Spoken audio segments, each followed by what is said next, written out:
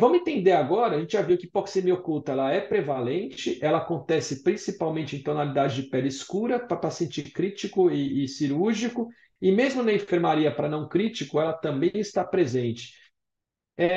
Por que que ela ocorre? Então agora a gente tenta entender um pouco o oxímetro. Gente, oxímetro é tudo igual, tá? O princípio de funcionamento é o mesmo. O que interfere é a qualidade de captação do sinal ou não. Basicamente é isso. Então, eu tenho vários tipos de oxímetro, de mesa, mão, punho e dedo. O que vai diferenciar aqui é o que você precisa para avaliar seu paciente. Vou avaliar um teste de caminhada, vou fazer uma poligrafia noturna, olha, vou fazer uma monitorização contínua, estou na UTI, você lança a mão de tipos ou de dispositivos diferentes.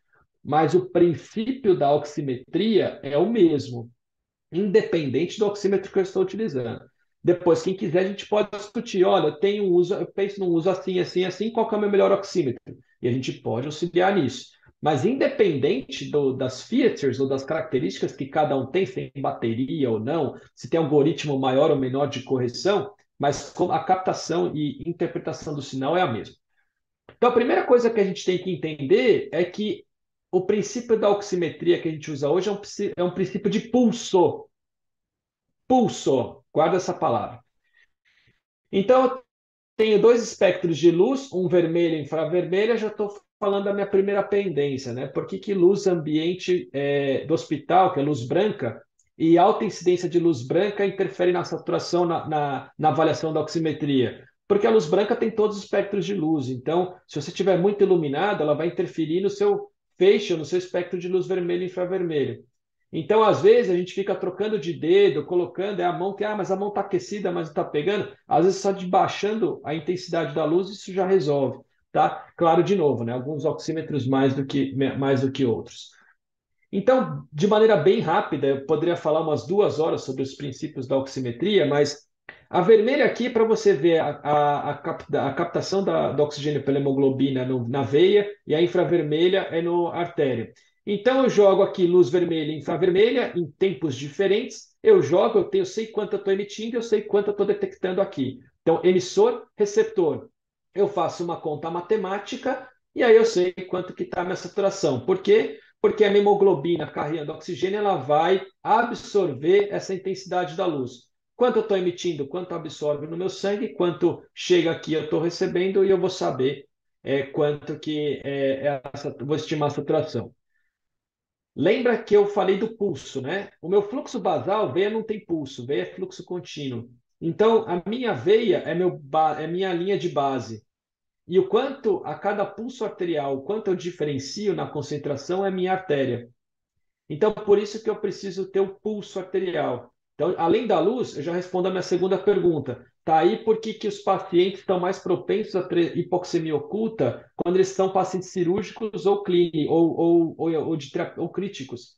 Porque justamente na terapia intensiva ou na cirurgia é quando você tem o paciente hipotenso, quando você tem baixa perfusão. E aí você fica lançando mão de um monte de estratégia para melhorar a perfusão do indivíduo, seja com expansão volêmica, droga vasoativa, etc. Mas isso interfere o seu fluxo sanguíneo. Então, se você não tiver um oxímetro validado para essas condições, ele vai te deixar na mão, tá? Então, pulso e luz, a gente já respondeu das nossas pendências. Então, como é que é o processo de validação? A gente já entendeu como o oxímetro funciona de maneira simplificada. Gente, só para deixar bem claro, né? Esse documento de validação ele tem 110 páginas, tá? Eu estou resumindo ele em 3 frases. Então, aqui eu estou simplificando muito o processo de validação. Pelo amor de Deus, não quero problema com a Anvisa. Mas, normalmente, a Anvisa ela vai testar aquilo que o fabricante coloca. E ela tem um critério mínimo de validação. Qual que é esse critério mínimo de validação para liberar um oxímetro? 10 indivíduos saudáveis. Por quê? Porque você não pode matar ninguém para testar um equipamento. Isso é um princípio óbvio. E você simula uma condição. É até por isso que ela simula essa hipoxemia de 70 a 100. Por quê? Porque se ela simulasse condições piores, você pode ter efeito adverso no próprio teste, não é a intenção, né? Então, por isso que você vê lá nas caixinhas quanto que é a acurácia ou a diferença, né, o erro, que normalmente está lá como 2, 3%, de 70 a 100. Por que ele coloca de 70 a 100? Porque são os níveis mínimos aí requeridos para teste das agências, não só da Anvisa, mas agências sanitárias reguladoras, tá?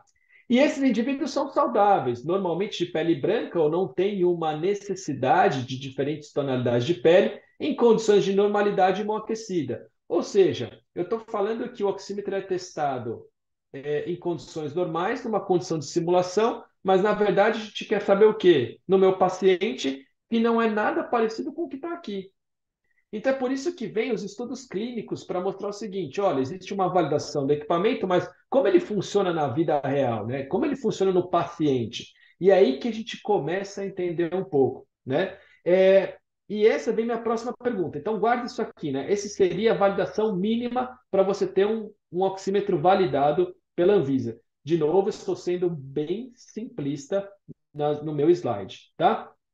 Será que todos os equipamentos são iguais, né? Então você começa a ver, né? R$ 15, R$ 26, R$ 1.800. Então, só por uma questão de preço, é intuitivo a gente achar que não é tudo igual, né? Só que o problema é o seguinte: será que qual que é a diferença exata do de 15 para o de 1.800? Isso não é tão intuitivo. A gente sabe que o de 15, a princípio, talvez não seja tão bom, mas a gente não consegue explicar por que esses tão diferença de valores.